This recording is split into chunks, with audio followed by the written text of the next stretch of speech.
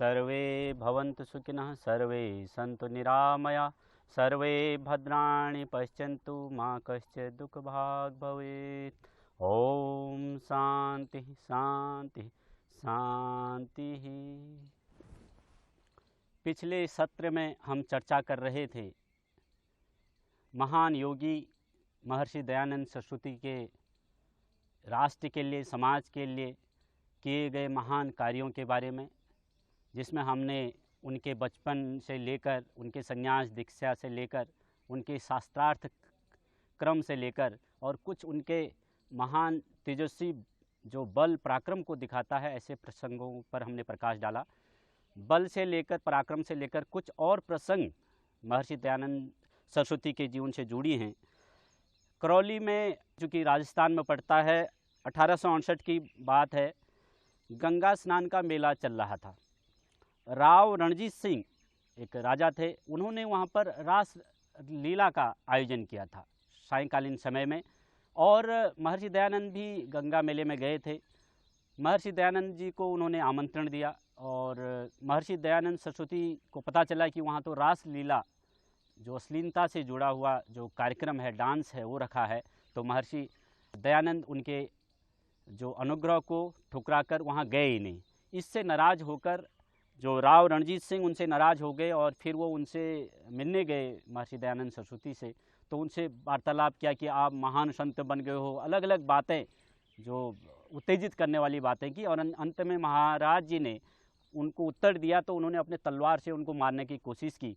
और महर्षि दयानंद का पराक्रम देखिए, उन्होंने हाथ से तलवार पकड़कर तलवार के 2 टुकड़े कर कर उल्टे गाड़ दिया, और राजा रणजीत सिंह बहुत दंग रह गए कि ये क्या, इस सन्यासी इतनी ताकतवर है, और फिर घबरा कर वहाँ से चल दिए। ऐसी ही घटना महर्षि दयानंद सरस्वती के बारे में एक और है। एक बार जो है 4 पहलवान उनके पास पहुँच गए। पहलवान उस समय स्वामी जी स्नान करके निकल रहे थे और हाथ पे उनके कोपिन थी, जिसको लंगोट कहते हैं। तो उन्होंने महाराज जी को छेड़ने की कोशिश की कि आपकी ताकत क्या है, क्योंकि उस समय महाराज जी की बहुत ज़्यादा चर्चा थी, उनके ताकत की, उनके पराक्रम की, उनके राष्ट्रभक्ति की। तो उनको छेड़ने की कोशिश की तो महर्षि दयानंद सरस्वती ने अपना कोपिन उनके हाथ में दिया। उन्होंने कहा इसमें से पानी निकाल दो, मतलब वो सूख चुका था अधिकतर। तो चारों ने महर्षि को परास्त करने के लिए उस कोपिन से पानी निकालने की कोशिश की उनके लंगोट से, लेकिन निकाल नहीं पाए। महाराज जी ने कहा मेरे को दिखाओ, तो महाराज जी ने आधा गिलास पानी निकाल दिया उसको निचोड़ कर। तो ये महाराज जी की महान ताकत थी, जिसके बल पर महाराज जी को बहुत, क्योंकि उनका शरीर बहुत बड़ा, तेजस्वी, हाइट भी अच्छी थी, और योगाचार्य थे, योग करते थे, प्राणायाम करते थे, शुद्ध ब्रह्मचर्य में दीक्षित थे। तो ये एक सन्यासी का एक ताकत होती है, एक ऐश्वर्य होता है सन्यासी के पास, जो उनकी शक्ति को प्रकट करता है। महर्षि दयानंद सरस्वती की अगली जो महान उपलब्धि है इस राष्ट्र के लिए, समाज के लिए, 1857 की क्रांति के संदर्भ में। आप सभी को पता है 1757 से 1857 के जो मध्य पीरियड रहा, वो ईस्ट इंडिया कंपनी का यहाँ पर साम्राज्य रहा। उसके बाद 1857 की जो प्रथम स्वतंत्रता संग्राम युद्ध हुआ, उस समय ईस्ट इंडिया कंपनी के स्थान पर स्वयं विक्टोरिया सिंहासन के लिए आ रही थी, और भारत में उसका मेरठ से, जिसको मेरठ से उठी क्रांति कहा जाता है, उसका पूरे भारतवासियों ने विरोध किया। और महर्षि दयानंद कैसे उससे अछूता रह सकते थे। जिस समय लक्ष्मीबाई, तात्या टोपे, मंगल पांडे ने अपनी महान शहादत इस राष्ट्र को, विक्टोरिया को रोकने के लिए, अंग्रेजों से सत्ता से भारत को रोकने के लिए दिया, उस समय महाराज जी 1855 की यह घटना है, जब स्वामी जी ने पहली सभा का आयोजन किया हरिद्वार में। हरिद्वार में उस सभा में स्वामी जी के मुगल शासक जो थे, अंतिम शासक थे मुगल साम्राज्य के, बहादुर शाह जफर के पुत्र फिरोज शाह जफर स्वयं उपस्थित रहे हरिद्वार में। और 55 की बात, क्योंकि 1855 की बात थी, 2 साल बाद तो क्रांति शुरू हो गई। तो महाराज जी ने पहली सभा हरिद्वार में सभा की, तो उसमें हजारों लोग उमड़ पड़े और स्वामी जी ने अपने क्रांति का बिगुल फूका उस सभा में, और हजारों युवाओं को अपने अनुयायी बना लिया, और वेद पद पर जाकर वेद का ज्ञान देकर और राष्ट्र के लिए उठ खड़े होने के लिए प्रेरणा दी। और फिर इतना ही नहीं, पहली सभा हरिद्वार में बड़ी की, तो फिर मेरठ से ही दूर गढ़गंगा एक स्थान पड़ता है, दूसरी सभा उन्होंने वहाँ पर आयोजित की। उसमें भी हजारों लोगों की संख्या में महाराज जी ने लोगों को संबोधित किया और फिर उसमें भी लोगों को 1857 की क्रांति के लिए, राष्ट्र धर्म संस्कृति की रक्षा के लिए उठ खड़े होने के लिए आह्वान किया और हजारों युवक महाराज जी के पद चिन्हों पर चलने के लिए विवश हो गए, स्वामी जी के हृदय से निकली हुई उस क्रांति ज्वाला को सुनकर। फिर इसके बाद उन्होंने पुनः 1857 की क्रांति से एक सभा और बड़ी की। ये बड़ी सभाओं का मैं वर्णन आपके बीच कर रहा हूँ। तीसरी सभा फिर पुनः हरिद्वार में एक तीसरी सभा की और उसमें भी हजारों युवा सन्यासी वर्ग उससे जुड़ा। ये 3 बड़ी सभाएं महाराज जी ने 1857 से पहले की और इसके साथ ही साथ छोटी छोटी नुक्कड़ सभाओं से लेकर जिसमें 100, 500, 1000 लोग रहे, उनमें हजारों ऐसी सभाएं उन्होंने 3 साल के अंदर की और जिसका परिणाम हुआ 1857 की क्रांति में जो है एक नींव रखी आर्य समाज ने। और उसी का परिणाम है कि एक नींव, चाहे 1857 की क्रांति विफल रही किन्हीं कारणों से, लेकिन जो 1947 की आज़ादी की क्रांति हुई उसमें आर्य समाज का बहुत बड़ा प्रतिनिधित्व मिला उस क्रांति को। और जबकि 7 लाख से अधिक वीरों ने शहादत दी 1857 से 1947 के बीच भारत माँ को आज़ाद करने के लिए, उसमें सबसे ज़्यादा अगर शहादत दी तो वो 4 लाख जो आर्य समाज से जुड़े हुए लोग थे या आर्य समाजी थे या आर्य समाज के विचारधारा से महर्षि दयानंद के विचारों से अनुप्राणित होकर वो आगे बढ़े और महान शहादत देने के लिए आर्य समाज आगे आया आज़ादी के लिए। तो महान ये वीर गाथा एक सन्यासी की है, एक पराक्रमी एक सन्यासी की है जो वेदों को जीता है और माँ भारती और समाज धर्म संस्कृति की रक्षा के लिए भी हमेशा आगे बढ़कर भाग लेता है, निडरता से, निश्चलता से अपने जो राष्ट्र के लिए जो श्रेष्ठ योगदान है उसको देने का प्रयास करता है। 1857 की क्रांति चाहे विफल रही, लेकिन भारतीयों के अंदर एक ऐसा भाव उजागर जरूर हो गया कि अब अंग्रेजों से छुटकारा और ब्रिटिश जो साम्राज्य से छुटकारा पाना सरल है। यही एक सन्यासी महर्षि दयानंद जी ने सोचा कि मैं मैंने इतना परिश्रम किया, इतना मतलब सभाएं की, उससे द्वारा देश के काफ़ी युवा वर्ग मेरे से जुड़ा है। तो इसी का परिणाम जब आगे बढ़ा, जब 1947 में आज़ादी मिली तो उसके लिए आर्य समाज की स्थापना 1875 में महर्षि दयानंद सरस्वती ने बम्बई में की। फिर उन्होंने अगला जो आर्य समाज की स्थापना फिर बीड़ महाराष्ट्र में की। ऐसे भारतवर्ष में ये आज़ादी के केंद्र स्थापित कर दिए आर्य समाज। उस समय आज़ादी का जो केंद्र हुआ करता था, जो स्वतंत्रता संग्राम सेनानियों की जो एक इकट्ठा करने का जो स्थान है वो आर्य समाज होने लगा। और जिसका परिणाम है कि हमें आज़ादी मिली तो वो किसके बल पर मिली? वो मिली आर्य समाज के बल पर। क्योंकि भारतीय स्वतंत्रता संग्राम में जो सबसे बड़े महान व्यक्तित्व निखर के आए, जिन्होंने सर्वश्रेष्ठ बलिदान दिया, उनमें लाला लाजपत राय, राम प्रसाद बिस्मिल, सरदार भगत सिंह और बीकाजी कामा, गुरुदत्त विद्यार्थी, लेकराम स्वामी श्रद्धानंद से लेकर चंद्रशेखर आज़ाद, वीर सावरकर जैसे महान हस्तियों ने महर्षि दयानंद सरस्वती के सत्यार्थ प्रकाश से, क्योंकि 1875 में सत्यार्थ प्रकाश की भी उन्होंने रचना कर दी थी, तो उसको पढ़कर लाखों लोग आर्य समाज की सदस्यता लेने लगे। और ये जो मैंने अभी नाम लिया, ये स्वयं ये महापुरुष आज़ादी की लड़ाई में उस सत्यार्थ प्रकाश को पढ़कर और महर्षि दयानंद सरस्वती से अनुप्राणित होकर, उनसे प्रेरणा लेकर, उनके अंदर जो तेज थी राष्ट्रभक्ति की, जो राष्ट्रभक्ति की अलग थी महर्षि दयानंद सरस्वती के अंदर, उससे प्रेरणा लेकर हजारों की संख्या में राष्ट्रभक्त योगी जन देश के लिए, देश धर्म संस्कृति के लिए आज़ादी की लड़ाई में कूद पड़े। एक सन्यासी के लिए आप सोचिए कि ये आम आदमी सोचता है कि सन्यासी मतलब ध्यान करे, योग करे, प्राणायाम करे, भक्ति मार्ग पर आगे बढ़े। लेकिन आप सोचिए एक सन्यासी के अंदर जो पराक्रम है, शौर्य किस प्रकार स्फुटित हो रहा है महर्षि दयानंद सरस्वती के अंदर ये 18वीं शताब्दी में।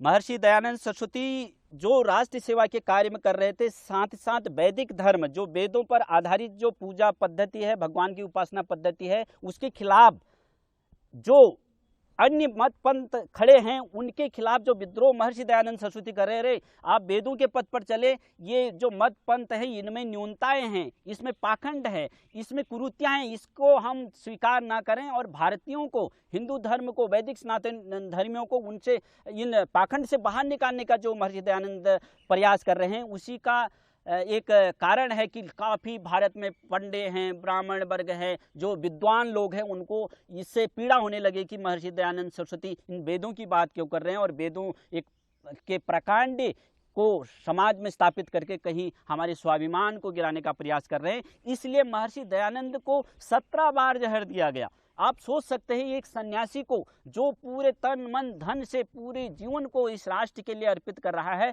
उसको 17 बार जहर दिया गया और 17वें बार उनकी मृत्यु हो गई। उनके जहर देने का जो कार्य है और साथ ही साथ अन्य तरीके से उनको मारने की जो बात है, इसमें मैं कुछ उदाहरण आपके लिए लाया हूं जो प्रसंग है मेरे सम्मुख हैं। 1873 में मथुरा की बात है।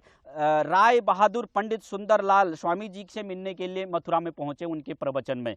श्याम सुंदर जी उनसे मिलने गए क्योंकि उनसे प्रभावित थे, उनके प्रवचन से लोगों से सुना था कि वो महान प्रवक्ता हैं वैदिक सनातन धर्म के। जब उनसे चर्चा हो रही थी उनके अनुयायियों से और उनसे, एक व्यक्ति मिठाई लेकर आया और स्वामी जी को पकड़ा दिया कि स्वामी जी आप भी लीजिए। और स्वामी जी समझ गए ये व्यक्ति कुछ गड़बड़ है, क्योंकि एक योगी समझ जाता है कुछ कुठाराघात होने वाला है, कुछ शरीर को क्षति ये कर सकता है। तो स्वामी जी ने वो मिठाई नहीं खाई और सुंदर लाल जी से बोला कि देखो इसमें तो जहर है।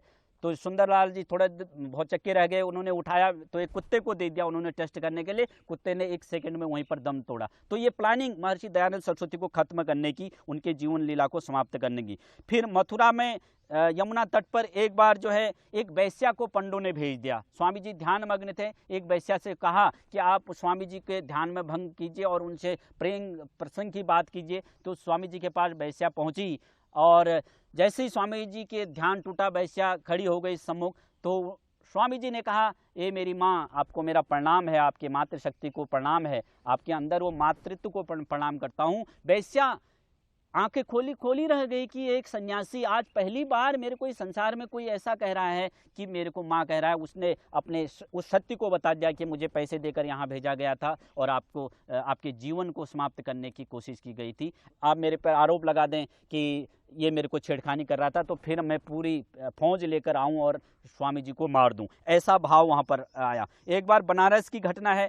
स्वामी जी को एक सभा में, स्वामी जी का एक सभा चल रही थी बनारस में, स्वामी जी को पान देने की, क्योंकि जो साधारण पान होता है जिससे कि मुंह में सूखे नहीं, वो कफ के लिए अच्छा होता है, तो स्वामी जी को पान के अंदर विष देकर मंच पर दे दिया गया। स्वामी जी ने उसको जैसे ही मुंह डाला, स्वामी जी को थोड़ा चक्कर आया तो स्वामी जी ने यौगिक क्रिया के द्वारा उसको उल्टी कर दिया और सभा में बहुत हुड़दंग मच गया थोड़ी देर के लिए। फिर स्वामी जी ने उल्टी कर वॉमिटिंग करके उस विष को बाहर निकाल दिया और स्वामी जी की जान बच गई।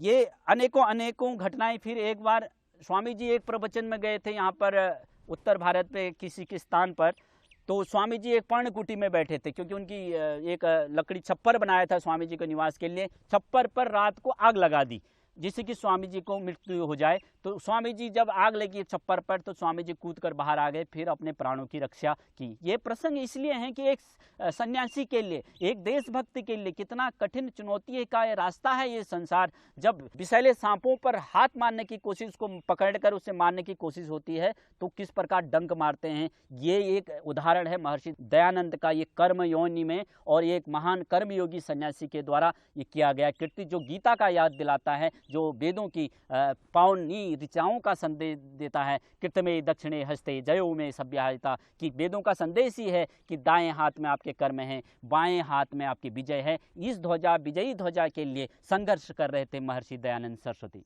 स्वामी जी ने केवल वेदों का प्रचार नहीं किया, केवल अध्यात्म का प्रचार नहीं किया, केवल राष्ट्रीय क्रांति में भाग नहीं लिया, आज़ादी की क्रांति में भाग नहीं लिया।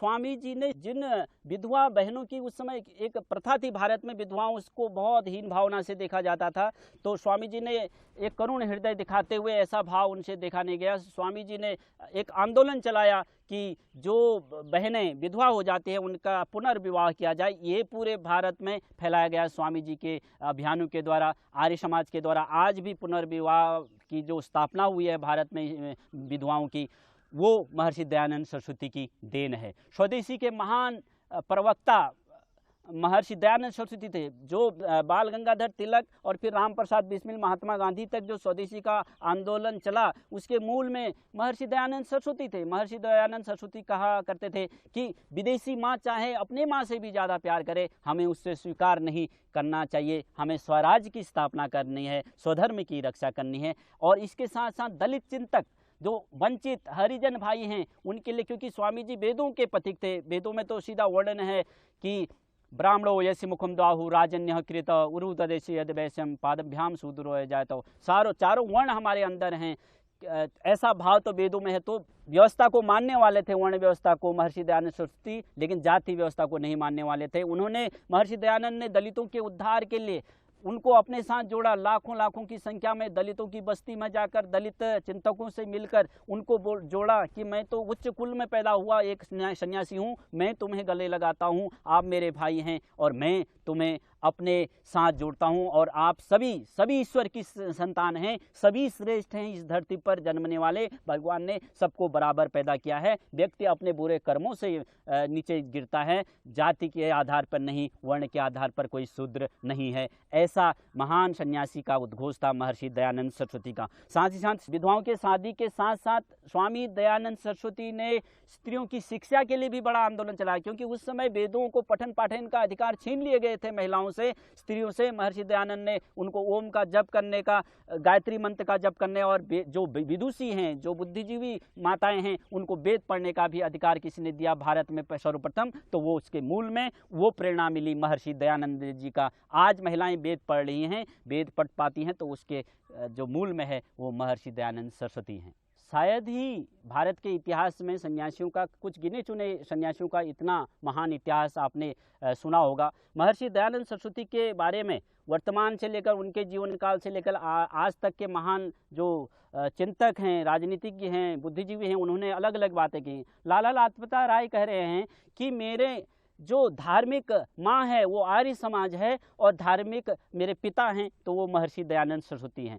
सुभाष चंद्र बोस महर्षि दयानंद सरस्वती के बारे में कहते हैं कि 18वीं शताब्दी में हिंदुओं का जो उत्थान अगर किसी ने किया, वो उसके मूल में महर्षि दयानंद सरस्वती थे। ऐसे ही सरदार पटेल ने स्वामी जी के बारे में कहा, स्वतंत्रता की प्रथम नींव डालने वाला 1857 की आज़ादी से लेकर 1947 तक की, तो उसके मूल में महर्षि दयानंद थे, उसकी जड़ों में महर्षि दयानंद थे।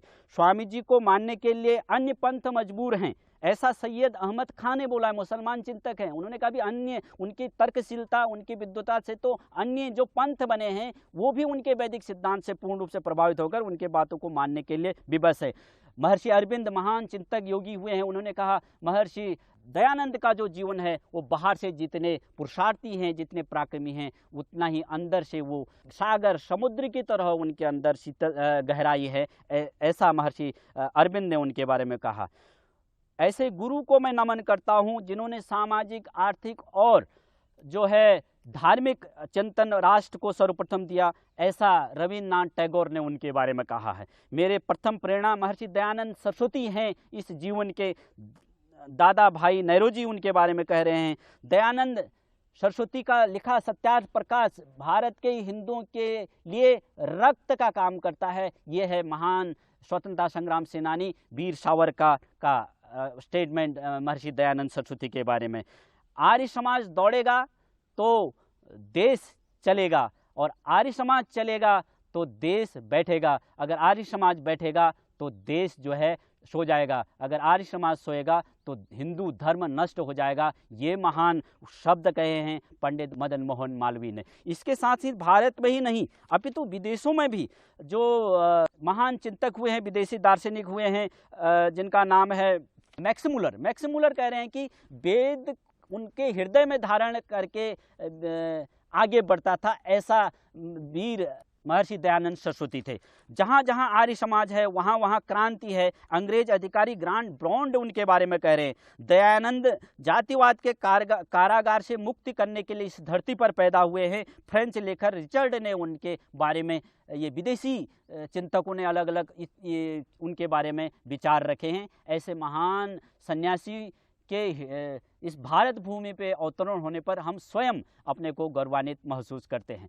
महर्षि दयानंद सरस्वती के पदचिन्हों पर ही चलकर ये पतंजलि योगपीठ संस्थान, क्योंकि सरदे परम पूज्य गुरुवर स्वामी रामदेव महाराज जी, पूज्य आचार्य जी के जो ये सेवा प्रकल्प है, इसके न्यू में ही महर्षि दयानंद सरस्वती की थीम है, उनकी सोच है, उनकी सोच, वेदों की सोच पर ही पतंजलि योगपीठ आज आगे बढ़ रहा है। चूँकि मैंने कहा महर्षि को 17 बार जहर दिया, अब जो 17वां बार जो जहर प्रकरण आया उस समय महर्षि अपने को बचा नहीं पाए। घटना है राजस्थान जोधपुर की। राजा रणजीत सिंह ने महर्षि को अपने वहाँ प्रवचन के लिए बुलाया, तो स्वामी जी को शिष्यों ने कहा आप स्वामी जी मत जाइए, वो वैश्या सेवन करता है, कि वैश्याओं को अपने पास बुलाता है राजा। लेकिन स्वामी जी नहीं माने, उन्होंने कहा मैं उसको सुधार के ही आऊँगा। ऐसे प्रण लेकर स्वामी जी उनके जो है राज सिंहासन में चले गए। शिष्यों के मना करने के बाद जब स्वामी जी वहाँ पहुँचे, वहाँ पर वैश्या ननी जान थी। एक दिन ननी जान को, जो वैश्या थी, उन्होंने राजा के साथ देख लिया। फिर राजा को टोका, राजा को एक सन्यासी टोक रहा है कि आप तो धर्मशील हैं, राज सिंहासन चलाते हैं, राज प्रजा के आप मालिक हैं, आप ऐसी कृति करेंगे, ये समाज क्या प्रेरणा लेगा। स्वामी जी के हृदय से जो अग्नि की ये शब्द निकले, उनसे प्रभावित होकर राजा ने, रणजीत सिंह ने स्वामी जी की बात मान ली। उनसे प्रभावित होकर उन्होंने स्वीकार किया कि मैं आप आगे से ऐसे काम नहीं करूँगा, वैश्या सेवन नहीं करूँगा, वैश्याओं के चक्कर में नहीं फंसूँगा। लेकिन जो ननी जान थी, जो वैश्या थी, वो इससे आक्रोशित हो गई, क्योंकि उस समय वो राजा के समीप थी, तो उसके पास पैसा भी था। तो उसने, जब स्वामी जी वहाँ प्रवचन कर रहे थे, अंदर ही अंदर वो बहुत उस आक्रोशित थी और स्वामी जी को मारना चाहती थी। स्वामी जी के ही शिष्य को जो है जहर देने के लिए उसने तैयार किया। और एक दिन स्वामी जी शाम को विश्राम कर रहे थे, सोने की तैयारी कर रहे थे। शिष्य जगन्नाथ स्वामी जी को दूध लेकर गया और स्वामी जी ने वो दूध पी लिया। जगन्नाथ क्योंकि प्रिय शिष्य था, और स्वामी जी को वह जो जहर है वह स्वामी जी उसको पचा नहीं पाए। स्वामी जी ने उल्टी की, लेकिन फिर भी अपने जीवन की रक्षा नहीं कर पाए। और धीरे धीरे धीरे स्वामी जी का इस जहर, जो लंबी पीरियड तक वो जहर का काम चलता रहा, और स्वामी जी का शरीर निर्वाण को प्राप्त हो गया। निर्वाण होने से पहले भी जब स्वामी जी को लगा कि मेरी मृत्यु नज़दीक है, तो स्वामी जी ने एक महान बात कही कि मेरी समाधि मत बनाना। देखिए वेदों पर कितना उनको विश्वास था, वैदिक संस्कृति पर कितना विश्वास था। स्वामी जी ने कहा मैं, अगर शरीर मेरा पूरा होने जा रहा है, मेरी कोई भी समाधि मत बनाना। मैं नहीं चाहता हूँ कल मेरी समाधि पर जाकर कोई फूल माला चढ़ाए और मन्नतें मांगे। मेरे विचार जो वैदिक हैं उस पर राष्ट्र चले, इसलिए मेरे जो भस्म है, मेरे को अग्नि के हवाले आप करेंगे, अंत्येष्टि मेरी करेंगे, तो उस भस्म को, उस राख को आप खेतों में जा गिराना, मेरे समाधि मत बनाना, मेरी पूजा पाठ मत करना। ये कहते हुए स्वामी जी ने जब अंतिम विदा आई, स्वामी जी की अंतिम घड़ी आई, तो स्वामी जी ने भगवान को नमन किया। शायद वो जान गए थे मैं अब नहीं बच पाऊंगा। स्वामी जी ने भगवान को प्रणाम करते हुए जैसी आपकी मर्जी, और अपने प्राण त्याग दिए। इस प्रकार 30 अक्टूबर 1883 को भारत माता का ऐसा लाल, जिसने एक तरफ वेदों की ध्वजा फहराई भारतीय सनातन संस्कृति के लिए, दूसरी तरफ देश धर्म संस्कृति के लिए स्वयं पीछे होकर देश के क्रांतिकारियों को तैयार किया, वो हमारे हमेशा के लिए वह सूरज अस्त हो गया। ये प्रेरणा देती है वैदिक मार्ग पर आज भी यह उतना प्रासंगिक है उनका ज्ञान।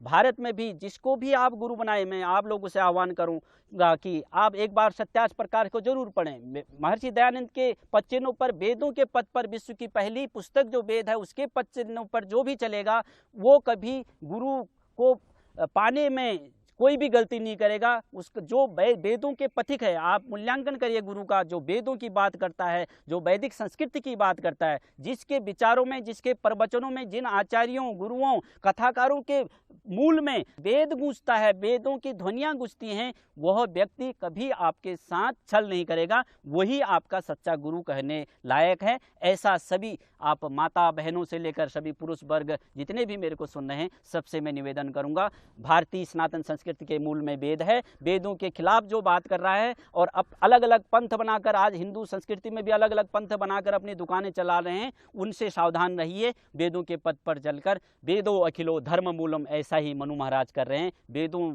पर चलेंगे तो भारत का अस्तित्व बचेगा, भारतीय सनातन संस्कृति का गौरव बचेगा, और पूरे विश्व में सर्वे भवन्तु सुखिनः सर्वे सन्तु निरामया की बात चरितार्थ होगी, और हमारे जीवन में मंगल आएगा, और इस राष्ट्र में भी मंगलमय वातावरण बनेगा।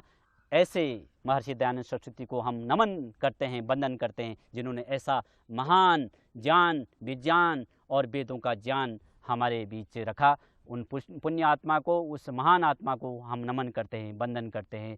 आज के लिए इतना ही, ओम शांति शांति शांति।